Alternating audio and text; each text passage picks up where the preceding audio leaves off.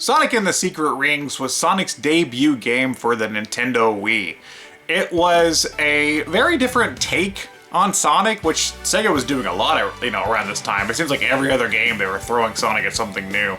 This time they decided to put Sonic in the world of the Arabian Nights, so, stuff like Alibaba and Aladdin. You're thinking of that sort of setting, which, could have been a cool setting for a platform game, and I'll get to why that wasn't the case, but overall, it had promise, put Sonic into a storybook, right?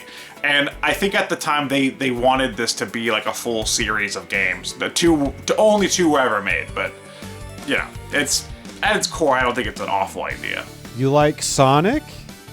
You like the Arabian Nights? Maybe not. But do you like Sonic? Because here's a game that has both.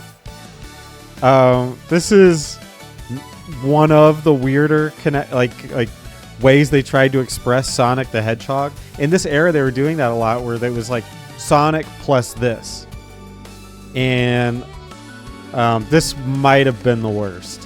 Why Sonic and the Secret Rings really doesn't work isn't based on the concept alone or anything like that. The presentation, the music, all those things are fine. What really ruins this game is the Wii Remote. And, its functionality in the game is basically this. So a lot of games like Mario Galaxy, you would have the Wiimote and the nunchuck, so you could play a 3D platformer properly.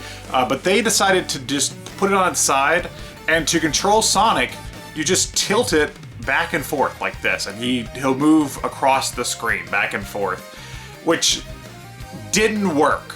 For a fast-paced 3D platformer like Sonic, where you're going to be running and avoiding things, this did not work. You push a button to jump, you had to shake it to homing attack.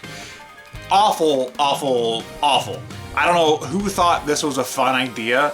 I'm sure the novelty of the Wii being brand new is why this came about. But yeah, my God, this has got to be the worst way to control a Sonic game.